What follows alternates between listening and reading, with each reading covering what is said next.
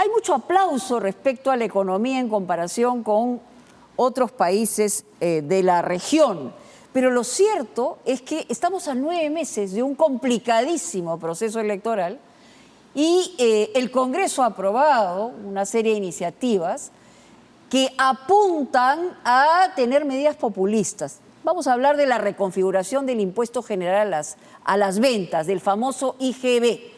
Pero lo curioso es que normalmente el MEF ha levantado la voz en ese sentido, Jorge. Ahora no, al contrario, lo ha ensalzado. ¿En qué situación estamos con eso? Explícalo, por favor, para ver por qué es importante para el ciudadano de a pie. Mónica, muy buenas noches, Buenas noches. Y gracias por la invitación. Mira, a ver, hoy día los peruanos conocemos el IGB 18%. Correcto. ¿No? Eso no varía. Pero lo que no se sabe es lo siguiente. De ese 18%, 14 puntos va al gobierno central. Correcto. Vamos a decir Un ingreso permanente. al gobierno central. O sea, por cada cosa que compra un peruano, 14% va al Ejecutivo, para que hagan obra. 2 puntos porcentuales va a las municipalidades. De acuerdo. Ya van 14 más 2, 16. 16. Y 2 puntos porcentuales adicionales va a los gobiernos regionales. O sea, locales y regionales, Así 4%. 14, 16, 18. Correcto, sí, sí. Entonces, el Congreso, con la venia ya del Ejecutivo, ha dicho esto. De ese 14 que va al bolsillo del gobierno central, vamos a sacarle 2 puntos porcentuales. O sea, de 14 se va a bajar a 12. A 12. Eso es lo que va a ir al bolsillo del gobierno central a partir de el 2026. ¿Y en miles de soles cuánto es eso? Es un montón. Están calculando alrededor de que se pasaría, porque Sí. esta caída de acá se la están pasando Sí, claro. al otro O sea, bolsillo. es quitarle el pantalón a uno para ponérselo al Así otro, es. ¿no? 2.000 millones de soles anuales hasta el 2029. Correcto. O sea, en total sería 8.000, 9.000 millones 9, de 10.000, soles. claro. De soles.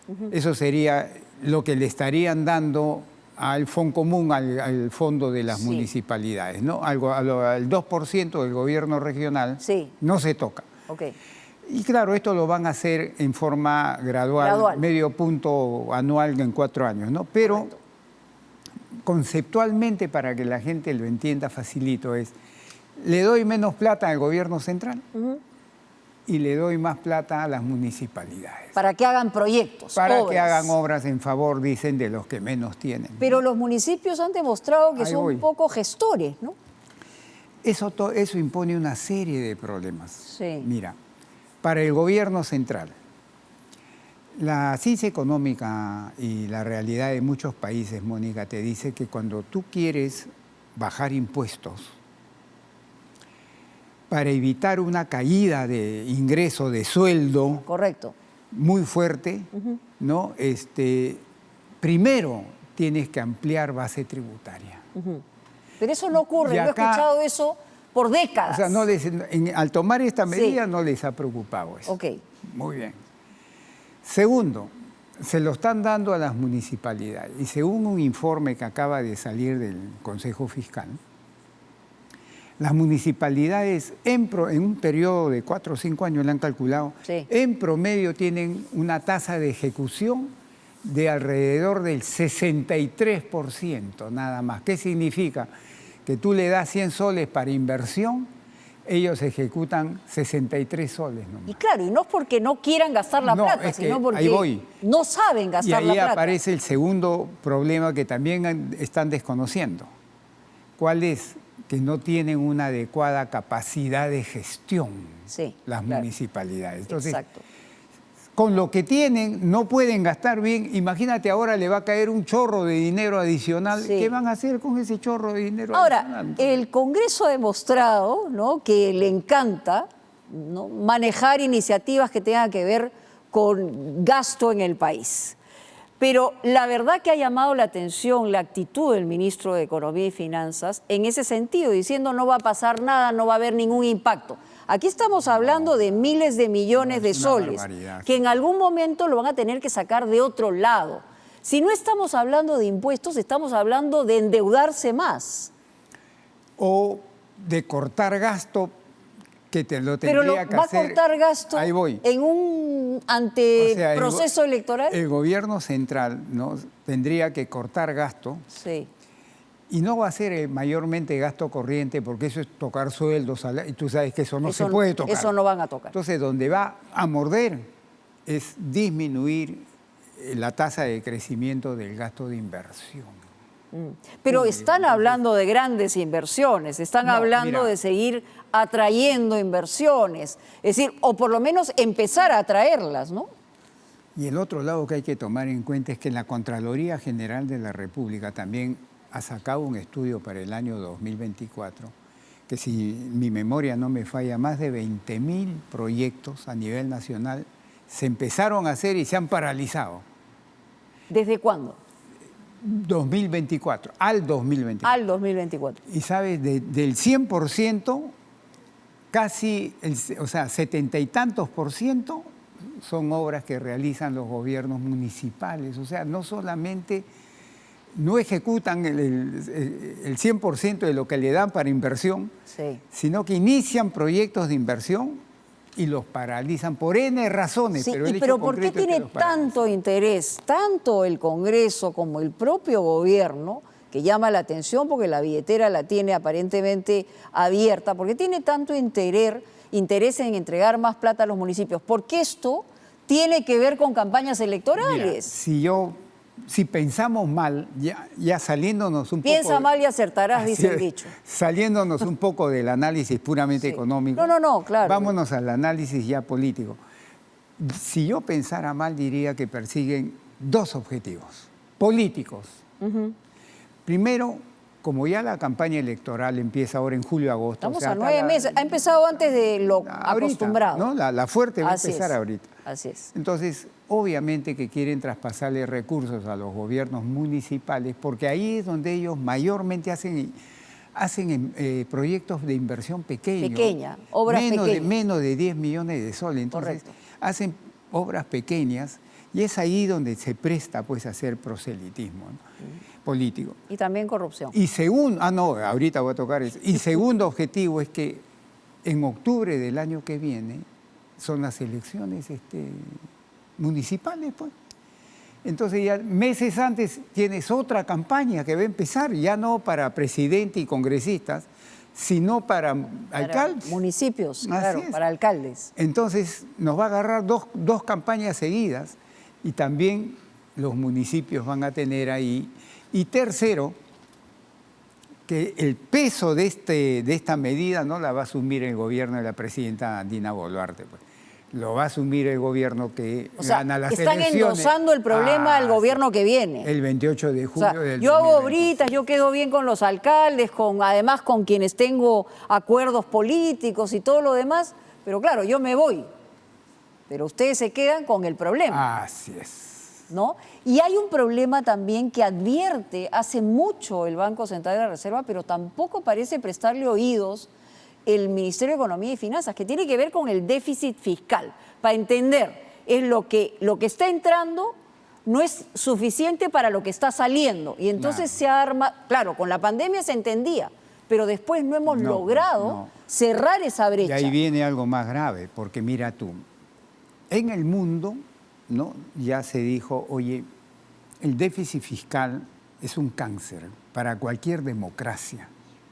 Entonces, para evitar eso, te vamos a poner, así como a alguien le ponen reglas de conducta, en el caso fiscal, así como en el caso monetario, en el caso fiscal le ponen reglas fiscales que tiene que cumplir. Por ejemplo, este año 2025, la regla fiscal era, tienes que cumplir 2.2% del PBI. Esa era la regla para este año. Y ya el ministro de Economía ha dicho... ¿Quiere adecuarlo? Lo vamos a subir a 2.8. Pero esa es una irresponsabilidad. Claro, pues porque el mensaje que estás dando adentro y sobre todo afuera es de inestabilidad. A mí lo que de irresponsabilidad. Claro. Y eso es gravísimo cuando haces política económica, ¿no? Cuando muchos hablan de que la economía nacional ha resistido todos estos embates y situaciones complejas, ha tenido que ver con las fortalezas de un banco fiscales central. Y monetarias. Efectivamente, fiscales y monetarias. Y eso está generando una laxitud. Hoy, el editorial del Comercio hablaba de que uno va quebrando de a pocos hasta que quiebra. Y ahí hay un problema que tiene que ver con el fondo de las cosas.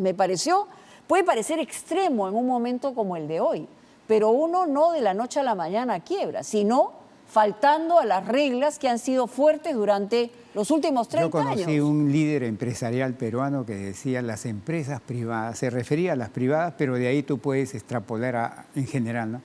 Las empresas privadas no mueren de ataque al corazón, mueren de a pocos en el tiempo. ¿Y cuál sería la afectación para el ciudadano común? O sea, ¿por qué tenemos que preocuparnos por eso? Porque claro, las cifras económicas suenan siempre lejanas y complicadas. No, primero de que ese dinero que ellos están sacando de acá y poniendo acá es nuestro dinero, amigos. Es el dinero de usted, señora, señor, joven, que paga todos los días, incluso hasta los informales. Sí, claro. Un taxista informal va a colocar GNB y está pagando el impuesto. Claro. Ese dinero es dinero de nosotros, no es dinero del gobierno. Sí. Entonces, lo más probable que suceda es que ese dinero se comience a mal usar más todavía de lo que, o sea, y se gaste con poca calidad. Y eso es como en una familia, sí, de que el papá, la mamá comiencen a usar los recursos, en vez de dedicarlo a educar a sus hijos, por ejemplo, se comienzan, sí, a jaranear, a farrear. Claro. Algo similar va a ocurrir. Siempre se paga, amigos, la farra siempre se paga. Eso se decía antes, se escuchaba, se había dejado de escuchar, pero ahora comienza a volver a escucharse. Y hay un impacto final, se nos está yendo el tiempo, Jorge, que tiene que ver con lo que tú señalabas hace unos días en relación a la pobreza en los niños. Uy, ¿no? sí. Las cifras de pobreza entre 0 y 17 años son horrorosas. Mira, te pongo una nomás, porque dado que no tenemos mucho tiempo. Entre 0 y 6 años, que es según la ciencia médica, es ahí donde se forma el intelecto de un, sí, ser humano. Claro. Ahí. O sea, y se forma una serie de condicionamientos. Si tienes anemia y te malnutres, cuando él es mayor de edad. Sí.